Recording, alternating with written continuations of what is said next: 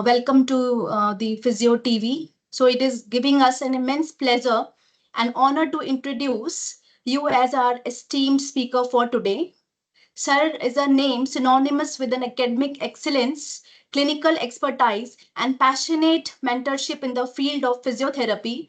Sir has currently served as an associate professor and head of department of musculoskeletal physiotherapy at the prestigious MGM School of Physiotherapy, Chhatrapati Sambhaji Nagar, a constituent unit of MGMIHS, Navi Mumbai. With over 9 years of experience as a dedicated physiotherapist and academician, Sir has significantly contributed to musculoskeletal rehabilitation, pain neuroscience education, and evidence based practice. His research interests span across chronic pain management, osteoarthritis, sports injuries, manual therapy, and geriatric rehabilitation. Areas in which he has not only treated countless patients but also guided budding professionals. Sir is having a PhD scholar, a highly respectable postgraduate and undergraduate guide, and has more than 26 research publications in national and international peer reviewed journals to his credit. His commitment to clinical research is further reflected in the copyrights he holds for 8 innovative protocols. Dr. Tajuddin Sir has been recognized with multiple accolades, including the Best Scientist Award at AIMS INCPT 2024, Best Researcher Faculty Award, and numerous certificates on appreciation as a resource person, judge, and speaker at prestigious conferences and workshops across the country. Additionally, he is a part of a team awarded an international grant by the International Association Study of Pain to develop a multidisciplinary educational training across physiotherapists in India. Known for this dynamic teaching, clinical precision, and relentless passion for improving patients' care, Dr. Chittapure continues to inspire students and professionals across the globe. So we welcome you once again, sir. Now I'll just ask you to continue your topic further. Thank you, sir. Thank you. Thank you. Good morning to all. First of all, I would like to give thanks to the Physio TV and Sancheti whole team to providing this platform to express my insights on this topic. Myself, Dr. Tajuddin Chittapure, Professor and Head of the Department of Musculoskeletal Physiotherapy Department at the MGM School of Physiotherapy, Chhatrapati Sambhaji Nagar.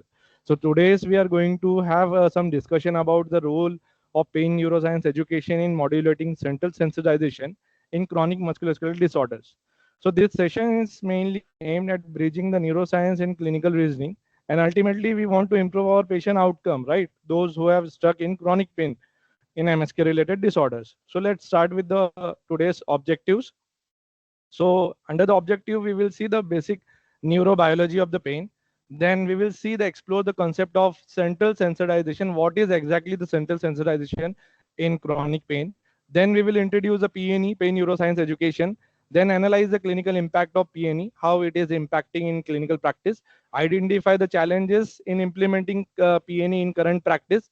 Then how we can apply the PNE in clinical practice. Then promote a biopsychosocial approach, which is a takeaway message from this lecture, the importance of biopsychosocial approach in our assessment to find out these factors, right? So as everyone knows about the evaluation of pain understanding, I don't need to go in detail. Like in biomedical model, like pre-1965, it was pain viewed as a pure physiological response to the tissue damage. So previously the treatment were focused on solely on tissue repair, right?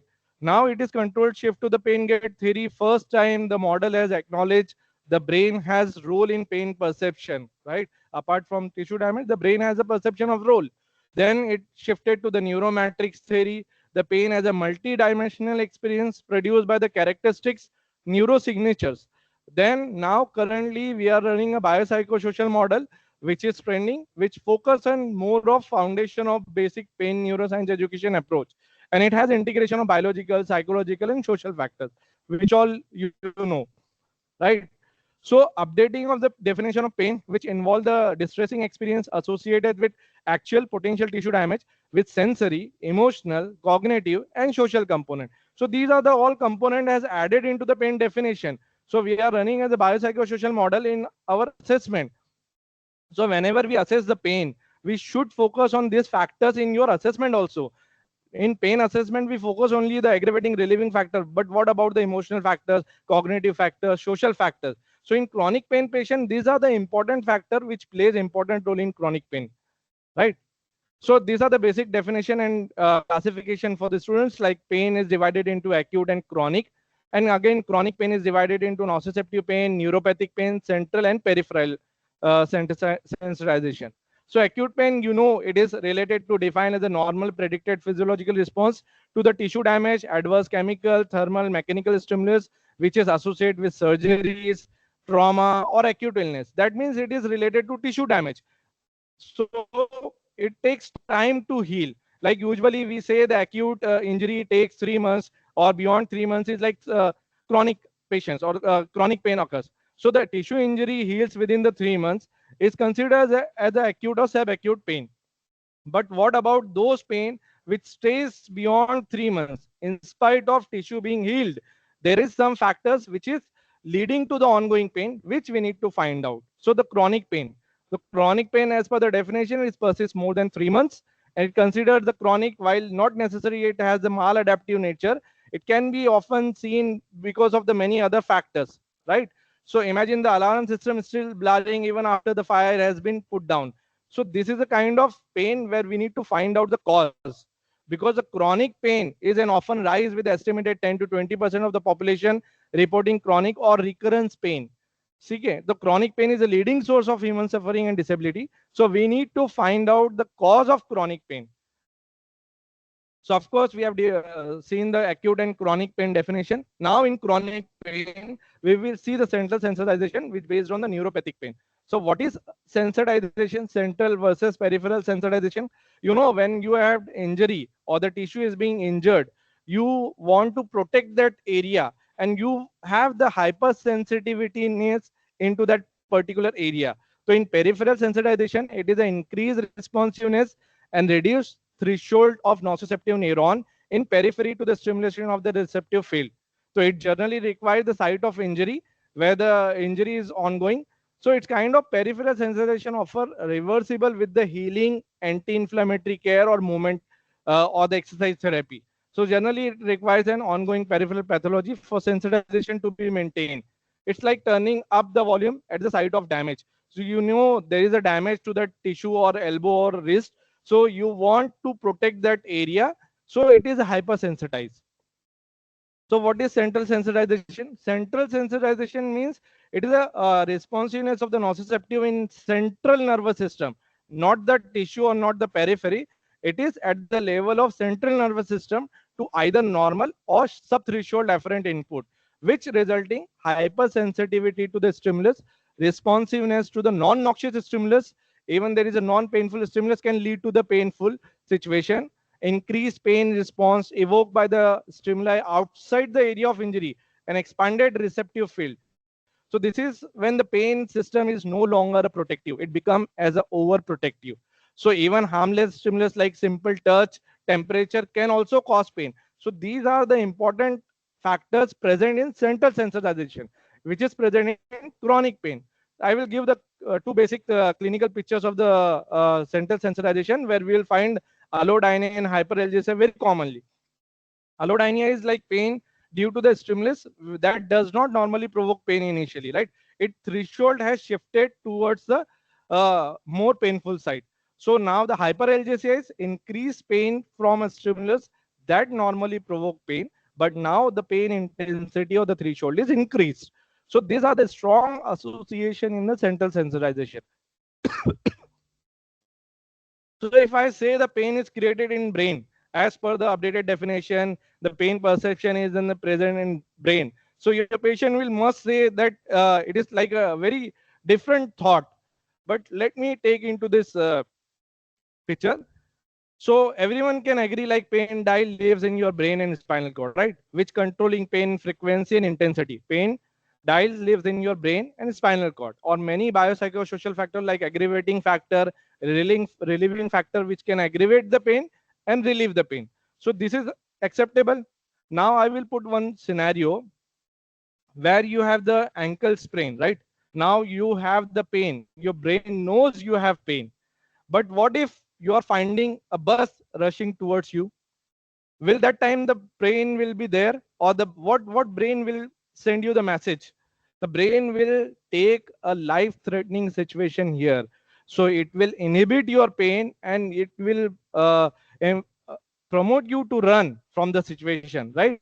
So you will run in spite of the pain. So brain is the only where you have all the control, which regulate through the pain, whether you want to inhibit or dissipate the pain. So pain is a decision by the brain based on perception of threat.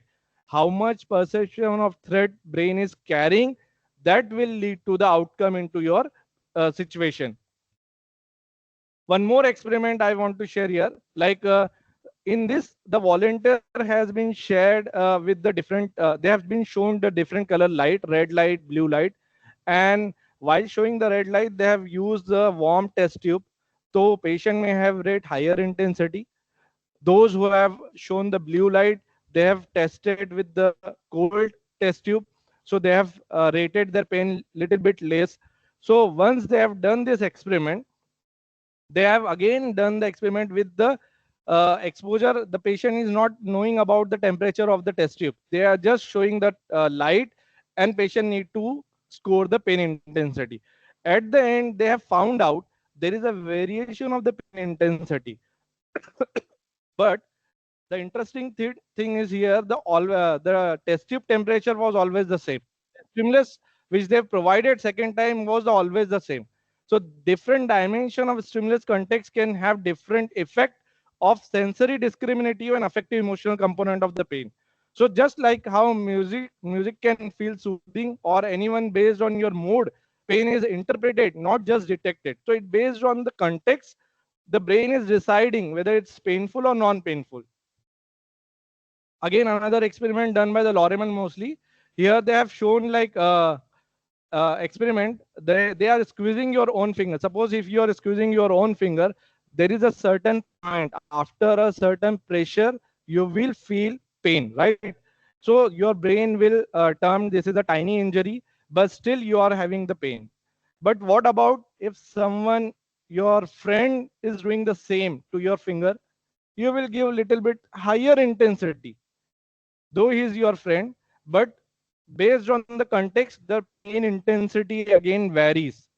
And same situation, what happened if some stranger is doing on your finger, then you will rate little bit higher. So it's totally depending upon the brain, how brain is perceiving the threat, how you are feeling with the stranger, how you are comfortable with the context. The life threatening injuries or life threatening cause can lead to the disabling pain intensity in patients, even though there is a less tissue injury. So the pain provides a protective buffer. The size of protective buffer may varies according to anything related to protection. And the protection, this is decided by the brain. Like I've given the example for the, if pain is like overprotective, then the how you are going to perceive the pain, and pain when it is a protective, how you are going to perceive the pain. So its pain is 100% produced by the brain when it perceives the threat. So the low threat, high threat decided by the brain based on the context. So another study, those who have linked to the chronic low back pain and psychological issues, psychological area of work life, chronic low back pain. These are the systematic review and meta-analysis. So all this study has suggested that in chronic pain, there are some other factors, psychological, social, emotional factors, which are linked to this chronic pain, but we need to identify those factors.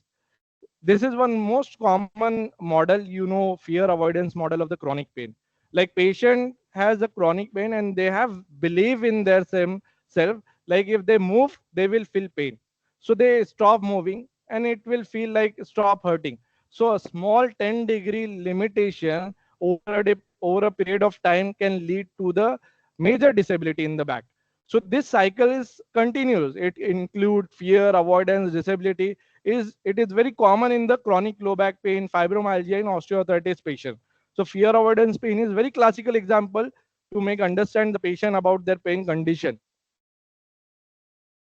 So now come to the clinical dichotomy. It is a like tissue problem, or it is actually the brain problem or the pain problem, which perceived by the brain as a threat. So this we need to find out, right? So the Mosley has proposed the following key points for the reconceptualization of pain and how pain serves in likelihood. So Professor Lorimer Mosley has emphasized that chronic pain is no longer reflect the tissue injury. Pain does not provide a measure of state of tissue. Like pain is modulated by many factors from across somatic, psychological, and social domain, which we need to identify, right? The relationship between pain and the state of tissue become less predicted as pain persists. So our role is reconceptualization of the pain, not eliminating it instantly, but to take patient help to understand about their condition. This is our job. So in this situation, how does the PNE work? It totally reflects on your experience with the chronic pain. How much you have seen the chronic pain, how much you have sound with the evaluation, how much you are aware about the biopsychosocial model, how much you are aware about the outcome which required to assess the biopsychosocial model is important.